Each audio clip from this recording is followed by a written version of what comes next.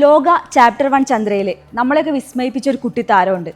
തികഞ്ഞ മേൽവഴക്കത്തോടെ അഭ്യാസ പ്രകടനങ്ങൾ കാണിച്ച് കുഞ്ഞുനീലിയായി എത്തി നമ്മളെ അമ്പരിപ്പിച്ച ദുർഗാസി വിനോദ്. കുഞ്ഞുനീലിക്കൊപ്പം കുഞ്ഞുനീലിയുടെ തട്ടകത്തിലാണ് ഞാനിപ്പോൾ ഉള്ളത്.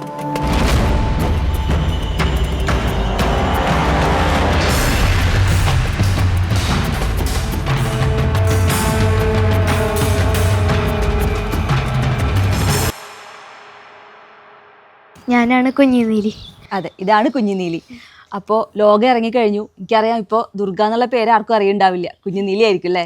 എങ്ങനെയാ ഇപ്പോൾ ആൾക്കാർ കാണണേ? ഇപ്പോൾ എല്ലാവരും കുഞ്ഞുനീലി എന്ന തരത്തിൽ തന്നെ കാണുന്നത്. എങ്ങനെയാ ഈ ലോകയുടെ ഭാഗമായത്? അത് അച്ഛൻ്റെ ഒരു ക്ലോസ് ഫ്രണ്ട് ഉണ്ട്, ആഷ്ലി അങ്കിള്. ആ അങ്കിള് അച്ഛനോട് പറഞ്ഞു എൻ്റെ മാർഷൽ ആർട്സിൻ്റെ വീഡിയോ അയച്ചിട്ട് പറഞ്ഞിരുന്നു. അപ്പോൾ അച്ഛൻ അയച്ചു കൊടുത്തു. അപ്പോൾ കാസ്റ്റിങ്ങിൽ തന്നെയുള്ള വിവേക് എന്ന് പറഞ്ഞൊരു അങ്കിളുണ്ട്. രണ്ടുപേരും നോക്കി, അപ്പോൾ ഇഷ്ടമായി. അപ്പോൾ ചെറിയൊരു ഓഡീഷൻ പോലെ നടത്തി. അപ്പോൾ അവർക്ക് ഇഷ്ടമായി. ഇപ്പോൾ പിന്നെ വിളിച്ചിട്ടുണ്ടായിരുന്നു. എങ്ങനെയായിരുന്നു അതിലത്തെ ആ ഒരു എന്താ പറയുക, നമ്മളൊക്കെ ശരിക്കും ഞെട്ടിപ്പോയി. കണ്ടപ്പോൾ തന്നെ നമുക്ക് ഉറപ്പായിരുന്നു മാർഷൽ ആർട്സ് ഒക്കെ അറിയുന്ന ഒരാളാണെന്നുള്ളത് ഉറപ്പായിരുന്നു. അപ്പം എത്ര കാലം മുതലാണ് ഈ ഒരു മാർഷൽ ആർട്സിൻ്റെ ഒക്കെ ഭാഗമായി തുടങ്ങിയത്? അതുപോലെ തന്നെ എങ്ങനെയായിരുന്നു ആ ഷൂട്ടിംഗ് ഒരു എക്സ്പീരിയൻസ് ഉണ്ടായിരുന്നത്? ഞാൻ 3 വയസ്സ് തൊട്ട് ഇവിടെ തുടങ്ങിയതാണ്. 3 വയസ്സിൽ ബാഹുബലി 2ൻ്റെ ഫസ്റ്റ് അരങ്ങേറ്റാണ്. ബാഹുബലി 2ൻ്റെ ഫസ്റ്റ് ഓഡിയോ ലോഞ്ചിങ് അന്നായിരുന്നു. അത് ശരി, അന്നാണ് എൻ്റെ ഫസ്റ്റ് അരങ്ങേറ്റം. പിന്നെ ഷൂട്ടിങ്ങിൻ്റെ എക്സ്പീരിയൻസ് പറഞ്ഞു കഴിഞ്ഞാൽ ഒന്നും പറയല്ലേ, എല്ലാവരും നല്ല ഹെൽപ്പിംഗ് ആയിരുന്നു, നല്ല കെയറിങ് ആയിരുന്നു. പിന്നെ അതിലെടുത്ത് പറയാന്ന് വെച്ചാൽ കുറേ പേരുണ്ട്. നിമിഷങ്ങള്, അതുപോലെ ശാന്തി ചേച്ചി, പിന്നെ ഡയറക്ടർ ഡോം, പിന്നെ ആർട്ട്, കോസ്റ്റ്യൂം, മേക്കപ്പ്, ഹെയർ, അങ്ങനെ എല്ലാവരും നല്ല സപ്പോർട്ട്, നല്ല ഹെൽപ്പിംഗ്. അതെ, ഈ ഒരു നീലിയുടെ വേഷിട്ട് കഴിഞ്ഞപ്പോഴത്തെ ആ ഒരു ഫീലിംഗ് എന്തായിരുന്നു? അങ്ങനെ പറഞ്ഞപ്പോൾ പിന്നെ മൊത്തം എനിക്കൊരു ഇത് കയറി, നീലി കയറി. ശരി, നമുക്ക് ആളെ മാറിപ്പോവും. കാരണം അതേപോലത്തെ ഒരു കോസ്റ്റ്യൂം ഒക്കെ ആയിരുന്നു. ഭയങ്കര ഫൈറ്റ് സീനൊക്കെ ഉണ്ടായിരുന്നേ. ആക്സിഡന്റ് ഉണ്ടായി കാണാൻ സാധ്യത ഉണ്ടല്ലോ അല്ലേ? ഉണ്ടായിരുന്നു. ഇവിടെ മുട്ടിന്റെ ജോയിന്റും ഇടിച്ചിട്ടുണ്ടായിരുന്നു. ഇങ്ങനെ കുന്തത്തുമ്മ ചവിട്ടി കാരണം ആ സീനാണ് തിയേറ്ററിൽ വന്നേക്കണത്. അത് ചാടി ചെയ്യണ സമയത്ത് സ്ലിപ്പായിട്ട് ഇവിടെ ഇടിച്ചു. അത് കഴിഞ്ഞിട്ട് അവർ പറഞ്ഞു, അവർ നന്നായിട്ട് നമുക്ക് ഹോസ്പിറ്റലൊക്കെ കൊണ്ടുപോകാൻ പറഞ്ഞു. ആയിട്ട് അച്ഛൻ പതുക്കെ ഹീൽ ചെയ്ത് തന്നു, വെള്ളം വെച്ചിട്ട്. അച്ഛൻ ട്രീറ്റ്മെൻ്റ് ഒക്കെ ചെയ്യണതാണ്, അമ്മയും ചെയ്യേണ്ടത്. അത് കഴിഞ്ഞിട്ട് നടപ്പിച്ചു. അപ്പോൾ അച്ഛൻ പറഞ്ഞു, ഇവരെ ഓരോ മിനിറ്റ് കളയണ ഓരോ ലക്ഷങ്ങളല്ലേ പോണത്, അപ്പോൾ പറ്റെങ്കിൽ ചെയ്തോളാം പറഞ്ഞു. അപ്പോൾ ഞാൻ ചെയ്യാൻ വിചാരിച്ചു, അങ്ങനെ ചെയ്തു. അത് കഴിഞ്ഞാൽ നീരുണ്ടായിരുന്നു. അത് കഴിഞ്ഞിട്ട് അച്ഛനമ്മ എന്നെ ധാര ചെയ്തിട്ട് ശരിയാക്കി തന്നു. ആക്സിഡന്റ് പറ്റിയ പരിക്കും വെച്ചിട്ടാണോ അപ്പൊ ബാക്കി ഭാഗം അഭിനയിച്ചിട്ടുണ്ടായിരുന്നേ?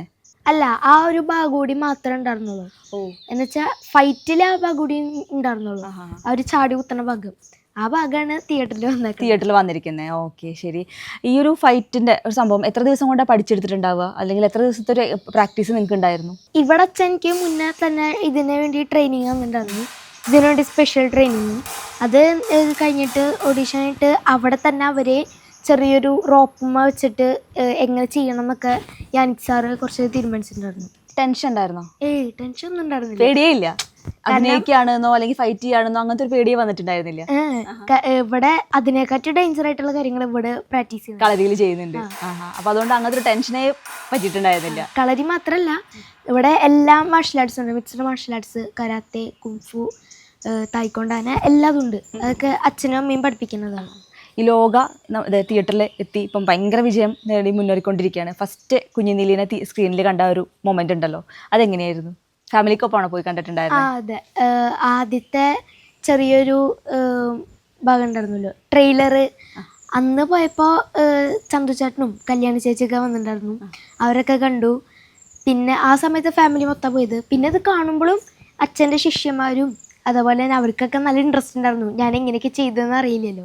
ഫൈറ്റൊക്കെ ഉണ്ട് എന്ന് പറഞ്ഞപ്പോൾ അവർക്ക് ഇഷ്ടമായി. പിന്നെ വാമ്പയറൊക്കെ അല്ലേ, അപ്പോൾ ഞങ്ങളെല്ലാവരും പോയിട്ട് ഞാൻ കണ്ടത്.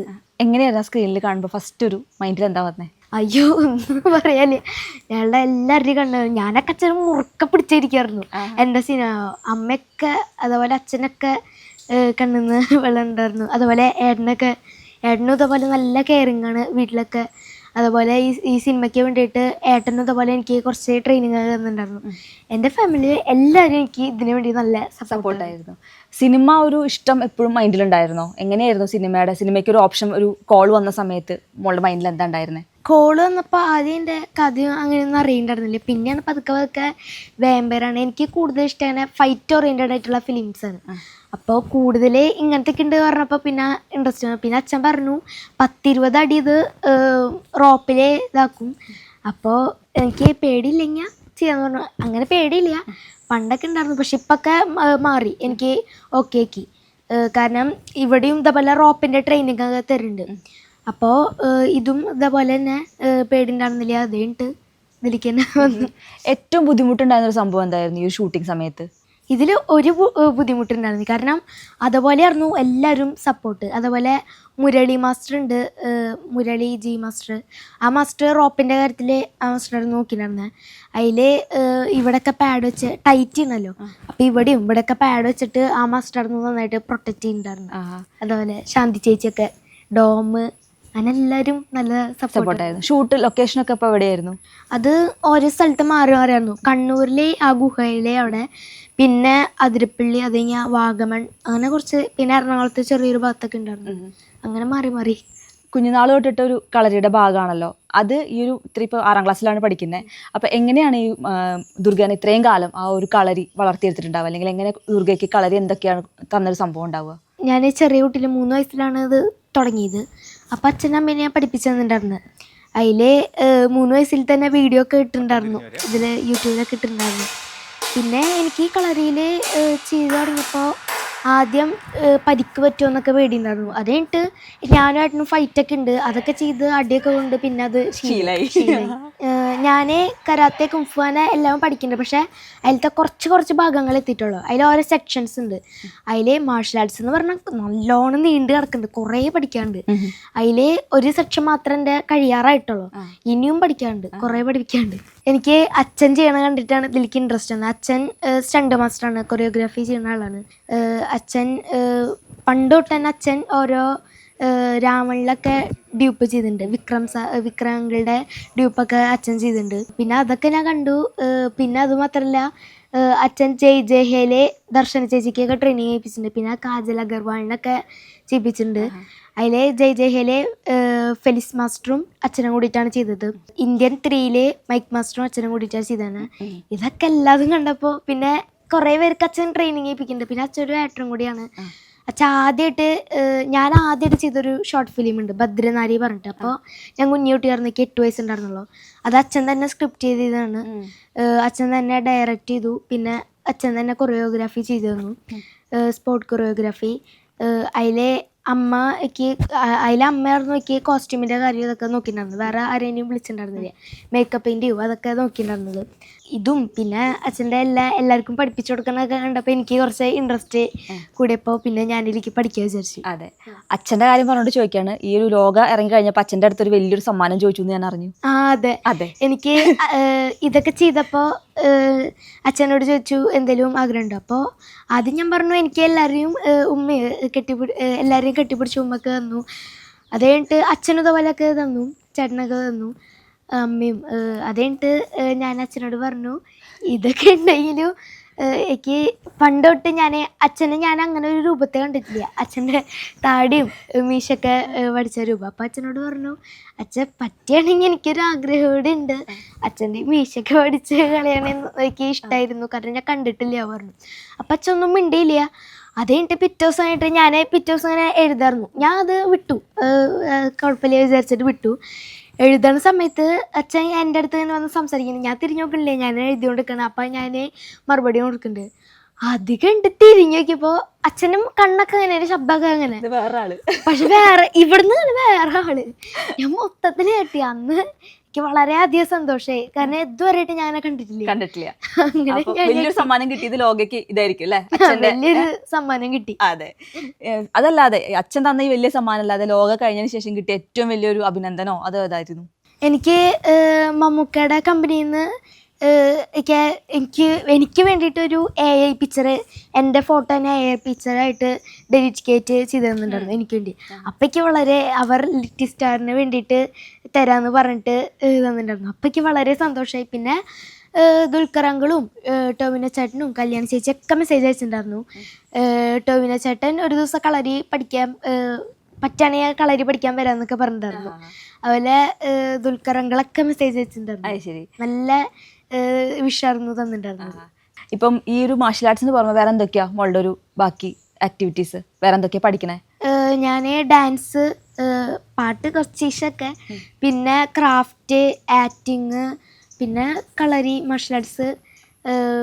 ക്രാഫ്റ്റൊക്കെ ഞാൻ അച്ഛൻ്റെ അമ്മയുടെ വെഡിങ് ആനിവേഴ്സറി അല്ലെങ്കിൽ ബർത്ത്ഡേ ഒക്കെ വരുമ്പോൾ ഞാൻ ഈ യൂട്യൂബിൽ നോക്കിയിട്ട് നല്ല ഭംഗിയിൽ ഉണ്ടാക്കിയിട്ട് കൊടുക്കും. അപ്പോൾ വേറെ വാങ്ങേണ്ട ആവശ്യമില്ലല്ലോ, എൻ്റെ തന്നെ എനിക്ക് എങ്ങനെ ഉണ്ടാക്കാൻ പറ്റും. ഞാൻ അറിഞ്ഞു ഈ ഒരു ഇതൊക്കെ മാറ്റി വെച്ച് കഴിഞ്ഞാൽ നല്ല മിടുക്കിയായിട്ട് നല്ല അസലായിട്ട് പഠിക്കുന്ന ഒരു മോളാണെന്ന് അല്ലേ? പഠിക്കാൻ ഭയങ്കര ഇഷ്ടമാണ്. ക്ലാസ് ഫസ്റ്റ് ആണ്. ക്ലാസ് ഫസ്റ്റ് ആണ്.